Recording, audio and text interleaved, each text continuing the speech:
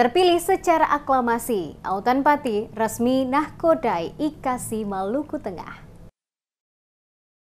Mayoritas peserta Musyawarah Basudara atau MUBAS kedua, Ikatan Kerukunan Keluarga Siri-Sore Islam atau IKASI Kabupaten Maluku Tengah, secara aklamasi memilih Autan Sahipati sebagai Ketua IKASI Maluku Tengah periode 2024 hingga 2028. Terpilihnya Autan Pati setelah 3 calon kandidat secara legowo menyatakan mundur saat perhelatan MUBAS IKASI yang digelar di Gedung Islamic Center, Masjid Raya Al-Muawana, Ibnu Abdullah Masohi pada Minggu 30 Juni. Terpilihnya Autan Pati kental dengan rasa persaudaraan ketika mantan Ketua IKASI Maluku Tengah Jarwati Helu menyampaikan pandangan terkait makna hidup orang saudara yang terbangun di kalangan organisasi IKASI selama ini. Demi menjaga hubungan baik dalam kekeluargaan yang utuh, Jarwati Helu menyampaikan usulan agar jangan ada lagi proses pemilihan.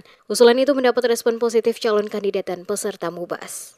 Dikatakan Wati Helu, organisasi IKASI selalu mengedepankan prinsip hidup kekeluargaan yang harmoni. Untuk menjaga harmonisasi tetap berada dalam semangat basudara, pika mese-mese. Maka skenario aklamasi dianggap tepat dan mendapat respon positif 3 calon kandidat yaitu Muhammad Hole, Ratna Sopamena, dan Usman Tuhepali. Para calon kandidat lebih memilih mengedepankan asas kekeluargaan ketimbang proses demokrasi itu. Ketiganya dengan besar hati menyatakan mundur dari proses pencalonan dan mendukung Autan Pati sebagai Ketua IKASI Maluku Tengah periode 2024 hingga 2028. Pernyataan ketiganya langsung diamini para peserta MUBAS. Ketua terpilih IKASI Maluku Tengah 2024 hingga 2028, Autan Pati, menyampaikan apresiasi terhadap proses musyawarah yang telah memberikan kepercayaan kepada dirinya untuk memimpin IKASI Maluku Tengah 4 tahun ke depan. Langkah pertama yang akan dikerjakan IKASI Maluku Tengah yakni rekonsiliasi dan perekrutan figur-figur terbaik yang dianggap mumpuni untuk ada dalam komposisi kepengurusan. Dijelaskan program utama IKASI Maluku Tengah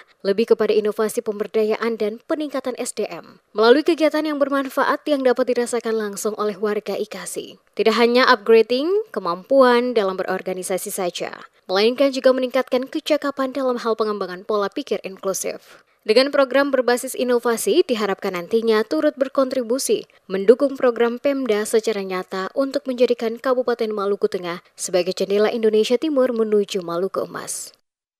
Tugas yang paling pertama adalah bagaimana merekrut anggota pengurus untuk memenuhi